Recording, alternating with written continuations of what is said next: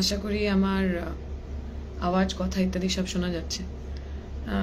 আমি ইউজুয়ালি খুব প্রয়োজন ছাড়া লাইভ করি না, কিন্তু আজকে মনে হলো একটু দরকার, কারণ এই লাইভটা শুরু হওয়ার কিছুক্ষণ আগেই ইন্ডিয়া টুডেতে কলকাতার ল কলেজ, দক্ষিণ কলকাতা ল কলেজ এবং সেখানে যে ভয়ঙ্কর গণধর্ষণের ঘটনা ঘটেছে তার উপরে একটি প্যানেল ডিসকাশন ছিল, এবং সেই প্যানেল ডিসকাশনে যারা ডিসকাসেন্ট ছিলেন তৃণমূলের পক্ষ থেকে যিনি এসেছিলেন, আমি যদি খুব ভুল না করি তার নাম বোধহয় মনোজিৎ মণ্ডল, তিনি যাদবপুরের প্রফেসর, অধ্যাপক সম্ভবত।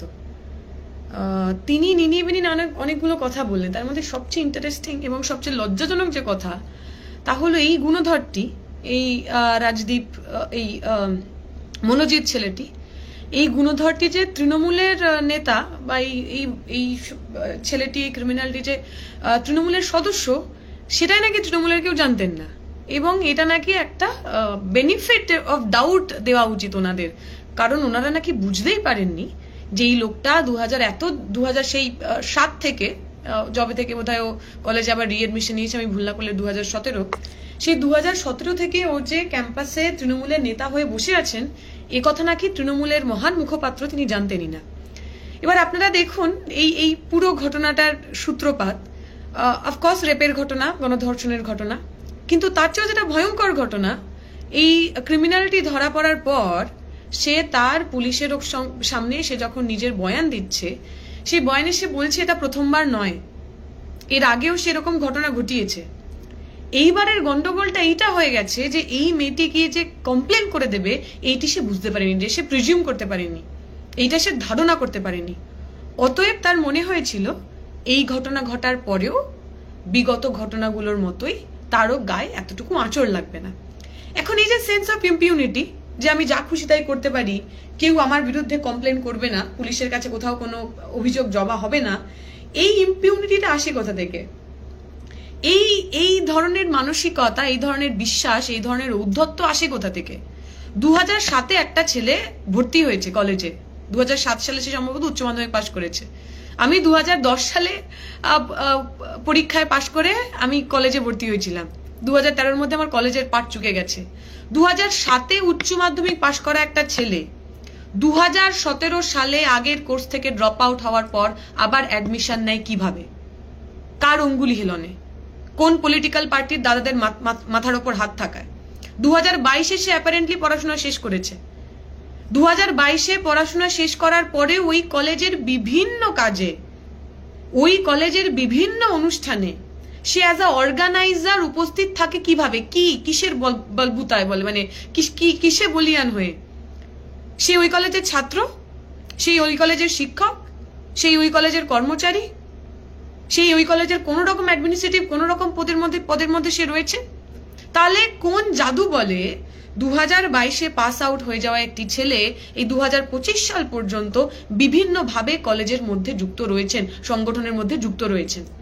যারা বলছেন টিএমসিপির সঙ্গে তার কোথাও কোনো সম্পর্ক নেই, তাহলে দিনের পর দিন তৃণমূল ছাত্র পরিষদের নেতা হিসাবে নিজেকে পরিচয় দিয়ে তিনি যখন বক্তব্য রেখেছেন, বিভিন্ন তৃণমূল নেতার সঙ্গে ফটো তুলেছেন, তখন পর্যন্ত তৃণমূলের নেতারা কি চোখ বন্ধ করেছিলেন?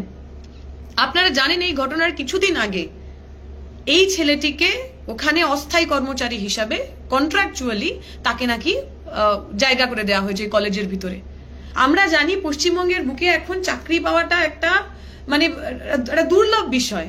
বাঘের দুধ তবু পাওয়া যাবে, কিন্তু পশ্চিমবঙ্গে একটা ফেয়ার ফ্রি সরকারি চাকরি 2011 সালের পর থেকে মানুষ শান্তিভাবে পেতে পারেননি।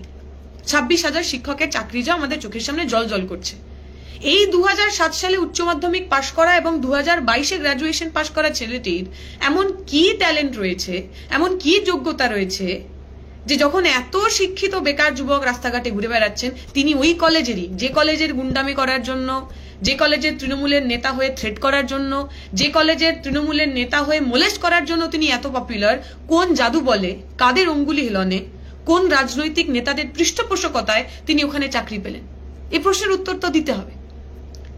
আমরা দেখলাম প্রথম দিন থেকে তৃণমূলের নেতারা যখনই আপনি এই বিষয় নিয়ে কিছু কথা বলছেন, তারা একটা হোয়াট অ্যাবাউটারি করার চেষ্টা করছেন। অমুক সালে তাই হয়েছিল, তমুক সালে তাই হয়েছিল। আরে অমুক সালে তমুক সালে তো আপনারা সরকারে ছিলেন না। 2011 সালের আগে যদি কোনো ঘটনা হয়ে থাকে তার জন্য পশ্চিমবঙ্গের বামপন্থী সরকার, বামফ্রন্টের সরকার, তারা অ্যাকাউন্টেবল। প্রশ্ন করতে পারেন আপনি। সেই প্রশ্নের সদুত্তর মানুষের মনে হয়েছে তারা দিতে পারেননি বলেই 11 সালে তাদেরকে ভোটে হারিয়ে আপনাদের ভোটে জিতিয়েছে। তাহলে 2011 সালের পর থেকে যদি কোথাও কোনো গন্ডগোল হয়, সেই প্রশ্নগুলো আমরা কাকে করব? আপনাদেরই তো করব।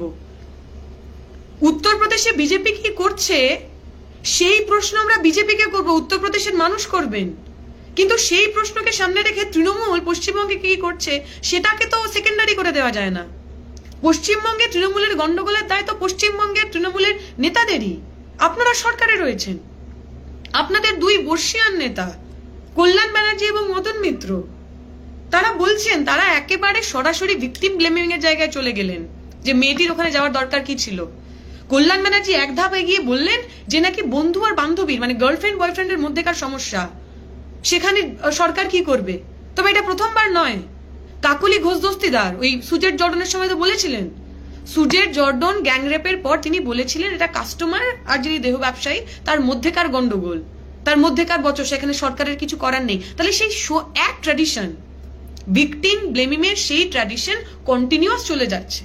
এবং যারা অনেকে এখন তৃণমূলের যারা অ্যাপোলজিস্ট আর কি, যারা তৃণমূলের জন্য প্রতিদিন লেখালেখি করেন, বাস মাইনে পান, টাকা পান, যাদের চেহারাগুলো দেখলে বুদ্ধিজীবী মনে হয়, এই সমস্ত মানুষগুলো যে এই কন্টিনিউয়াস বলে যেতে চাইছেন যে হ্যাঁ গন্ডগোল হয়েছে কিন্তু মমতা ব্যানার্জি ভালো। আমি আপনাদের মনে করব, হাঁসখালির ঘটনার পর মমতা ব্যানার্জি বলেননি নাবালিকা মেয়েটির খুন ধর্ষণের ঘটনার পর যে মেয়েটার আদৌ ধর্ষণ হয়েছে কিনা, মেয়েটার অ্যাফেয়ার ছিল কিনা, মেয়েটা প্রেগনেন্ট হয়ে গেছিল কিনা, সেগুলো আমাদের দেখা উচিত। তাই আপনারা যারা বুদ্ধিমান হয়ে মমতা ব্যানার্জির হয়ে তৃণমূলের হয়ে ব্যাটিং করছেন, আমি আপনাদের প্রশ্ন করছি কাদের হয়ে ব্যাটিং করছেন। এখন তো বোঝা গেল যে মেয়েটি ধর্ষিত হলো সে মেয়েটি সিপিএম করে না, বিরোধী দলের লোক নয়। তামান্না মরে গেলে আপনাদের কিছু যায় আসে না, আমরা জানি। তামান্না একটা বাচ্চা মেয়ে, গরিব মেয়ে, মুসলমান মেয়ে, ওর বাবা পরিযায়ী শ্রমিক, ওর বাবা সিপিএম এর ভোট দেয়, সুতরাং ও মরে গেলে আপনাদের কিছু হয় না, আপনাদের কিছু মনে হয় না, আমরা জানি, আমরা বুঝি। কিন্তু এই যে মেয়েটি ধর্ষিত হলো সেটা তৃণমূলের লোক। তৃণমূল এখন এমন একটা ক্যান্সারে পরিণত হয়েছে যেখানে তৃণমূল সমর্থক, তৃণমূল কর্মীরা পর্যন্ত সুরক্ষিত নয়। কাদের হয়ে ব্যাটিং করছেন, কাদের মাথায় ছাতা ধরছেন, নানা ধরনের কথাবার্তা, এই সমস্ত বিভিন্ন বিবেক তারা সব জেগে উঠেছেন ভাষা নিয়ে, ভাষা বিজ্ঞান নিয়ে, ভাষার শালীনতা নিয়ে।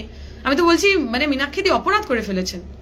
মীনাক্ষীদির ওই যা শব্দ বন্ধনী ব্যবহার করেছেন ওটা ব্যবহার করা উচিত হয়নি, বরং বলা উচিত ছিল একটা 9 বছরের, একটা 11 বছরের মেয়ে খুন, ধর্ষণ, এই সমস্ত এতগুলো ঘটনার পর ওনার বলা উচিত ছিল যে তৃণমূল যারা করেন তারা আসলে মহাত্মা গান্ধীর বংশধর, তারা মহান সব পুরুষদের বংশধর, তারা একদম মহামানব, এইটা বলা উচিত ছিল। এইটা না বলে মীনাক্ষীদি খুবই ভয়ঙ্কর একটা অপরাধ করে ফেলেছে। পশ্চিমবঙ্গের বুকে, বাংলার বুকে সাধারণ মানুষ, সে তামান্না হতে পারে, সে অভয়া হতে পারে, সে তিলোত্তমা হতে পারে, সেই ল কলেজের ছোট্ট মেয়েটি হতে পারে, যতদিন পর্যন্ত তৃণমূলের লোকেরা, তৃণমূলের নেতারা, তৃণমূলের মন্ত্রীরা পশ্চিমবঙ্গের শাসন ব্যবস্থায় থাকবেন, ততদিন পর্যন্ত কোনো সাধারণ মানুষ তারা সেফ নন, তারা সুরক্ষিত নন। এই কথাটা বোঝার সময় হয়েছে। যারা মনে করছেন মমতা ব্যানার্জি ভাতা দিচ্ছেন, মমতা ব্যানার্জি ধর্মনিরপেক্ষতার কথা বলছেন, মমতা ব্যানার্জি থাকলে হয়তো আমি আপনি ভালো থাকবো, তারা প্রত্যেকে একটু চোখ খুলে দেখুন। এতক্ষণ পর্যন্ত অন্যের বাড়িতে আগুন জ্বলছিল, আপনাদের মনে হচ্ছিল আমাদের বাড়িটা হয়তো সুরক্ষিত রয়েছে, কিন্তু আমরা জানি এটা আগুনের নিয়ম। আগুন যখন এক জায়গায় লাগে সেটা ছড়িয়ে পড়ে, সেটা কোনো মানুষকে বাঁচায় না, সেটা কোনো মানুষকে বাঁচতে দেয় না। তাই এই সর্বগ্রাসী আগুন, এই তৃণমূল, এই দুষ্কৃতী, এই রেপিস্ট, এই মোলেস্টার, এই দুর্নীতিবাজ গুন্ডা ডাকাতদের দলকে পশ্চিমবঙ্গ থেকে সরান, সরকার থেকে সরান। জাত পাত ধর্ম নির্বিশেষে, রাজনৈতিক দল নির্বিশেষে তৃণমূলের বিরুদ্ধে রুখে দাঁড়ান, একতারটা হন। এইটুকুই।